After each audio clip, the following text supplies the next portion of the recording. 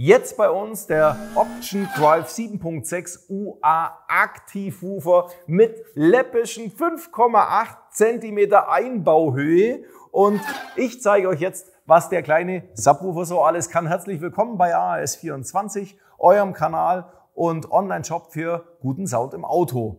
Und zwar geht's um diesen kleinen Subwoofer. Drive 7.6 UA für Under-Seat-Montage und Aktivbetrieb. Das heißt, wir haben hier einen minimal flachen Subwoofer, der auch von den Abmaßen her sehr überschaubar ist und in viele Fleckchen unter den Sitz reinpasst, wo andere aktive Subwoofer, die eigentlich dafür gedacht sind, auch schon nicht mehr reinpassen. Die Membran ist hier, man sieht die relativ schlecht, es ist eine 7,6 Zoll Membran. Das heißt, das ist eine fast 20 cm große Membran, aber eben doch nicht, sondern nur 19 cm. Deswegen die Bezeichnung auch so. Aber das Gehäuse an sich ist ein Aluminium-Druckgussgehäuse. Das ist so ultra stabil und nur so funktioniert es auch, dass da kaum Bewegung drin ist und kaum mitvibrieren. Auch der Subwoofer ist so konzipiert, dass der extrem stabil ist, um die Komprimierung in diesem Gehäuse überhaupt mitmachen zu können. Und ich sage euch eins, der Subwoofer klingt für seine Größe extrem schön und das macht richtig toll viel Spaß, den Bass zu hören, weil der schön rund klingt und gar nicht so gepresst, wie viele andere Under-Seat-Aktivwoofer das machen. Und wir haben hier eingebaut einen 100 Watt RMS Verstärker, der an dem Terminal mit Plus und Minus versorgt wird.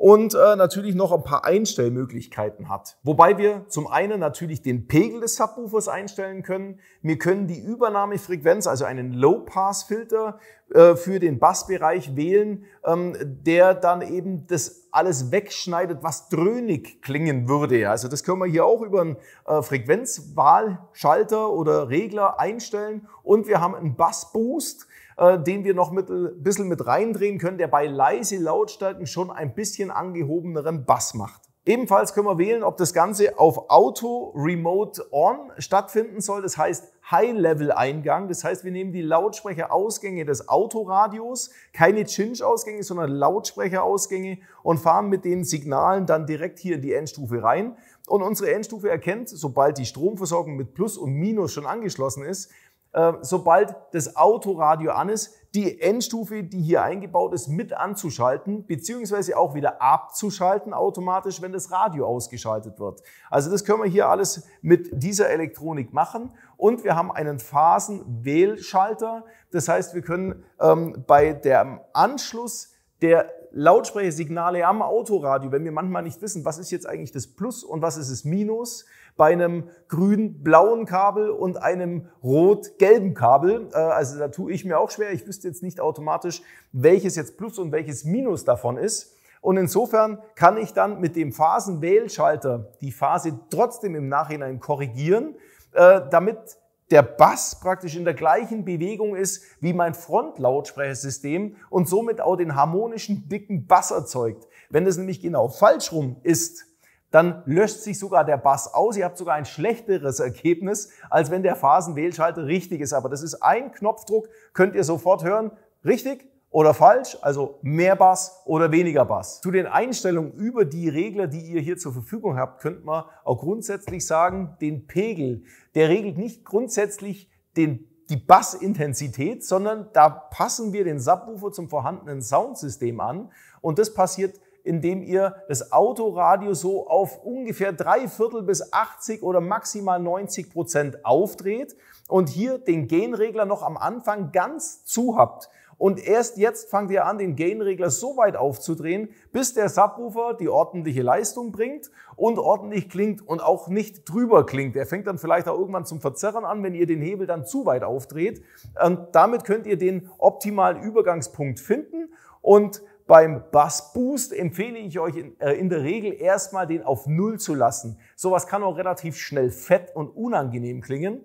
Und der Frequenzbereichsschalter, den könnt ihr rein theoretisch beim Fahrzeug auch immer sehr weit runterdrehen, weil durch die Eigenresonanz des Fahrzeugs der Bass sich sowieso noch mal ein bisschen nach vorne hebt und ihr dann, je höher ihr den wählen würdet, eher dröhnige Anteile drin habt. So, das sind die paar Tipps, die ich euch damit noch auf den Weg geben mag. Im Lieferumfang ist auch eine Fernbedienung für den Pegel mit dabei.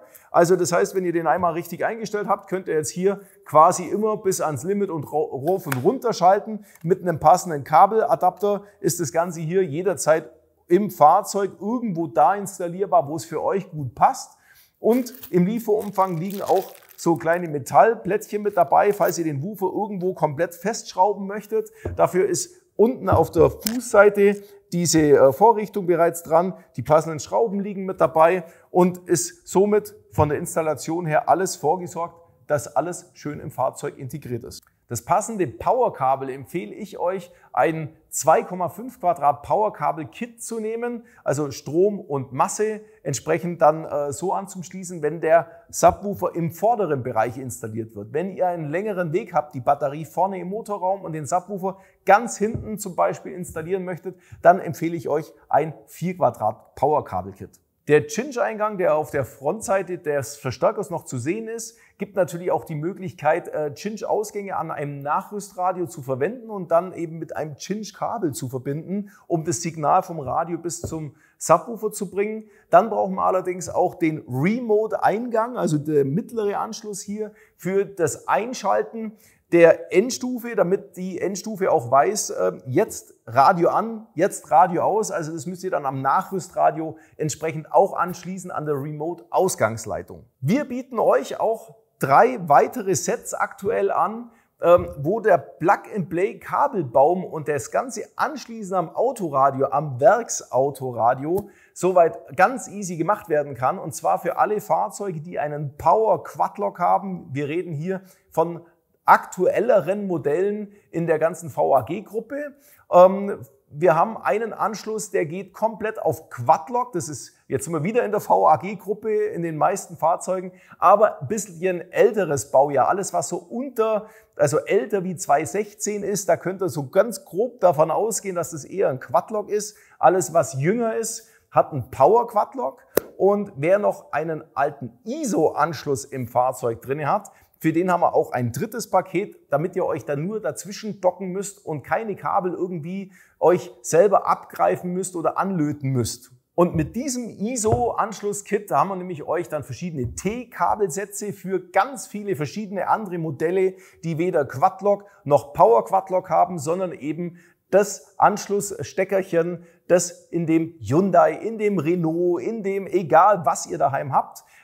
Ihr könnt uns auch anrufen und nachfragen, was brauche ich da nochmal für ein Adapterstück mit dazu. Wir helfen euch da gerne. Schreibt uns eine E-Mail an info@aas24.com oder oder telefoniert mit unserem Support auf der 08331 99 0300. Dabei ist aber immer wichtig, dass ihr kein originales Soundsystem im Fahrzeug bereits integriert habt, sondern quasi so eine Standard-Soundanlage habt. Auch wenn der Subwoofer als ein Under-Seat-Subwoofer deklariert ist, könnt ihr natürlich den Woofer wegen der kleinen Bauform natürlich auch überall anders unterbringen, wo es in eurem Fahrzeug halt einfach super passt. Und in dem Video, wo wir euch auch vorschlagen, seht ihr auch, dass man das ganze Stück mit einem Klettband befestigen kann und auch das Kabel entsprechend mit einem Textilklebeband umwickelt, damit es wirklich richtig cool ausschaut. Wenn ihr sehen wollt, wie man den Subwoofer mal live einbaut und komplett installiert, da habe ich euch das Video von einem Ford Transit, da haben wir dieses tolle Stück eingebaut. Auch hier mache ich euch den Link unten in den Videobeschreibungstext rein, damit ihr das Video sofort findet. Alle vorgestellten Artikel und Kabel-Kit-Empfehlungen findet ihr unten in dem Videobeschreibungstext mit einem Link zum Webshop. Und ansonsten hoffe ich, habe ich euch was Nettes vorgestellt und ihr habt viel Spaß mit dabei bei der Auswahl eures Lieblings-Subwoofers und wir hören uns beim nächsten Video wieder und bis dahin erstmal danke fürs Zuschauen und tschüss.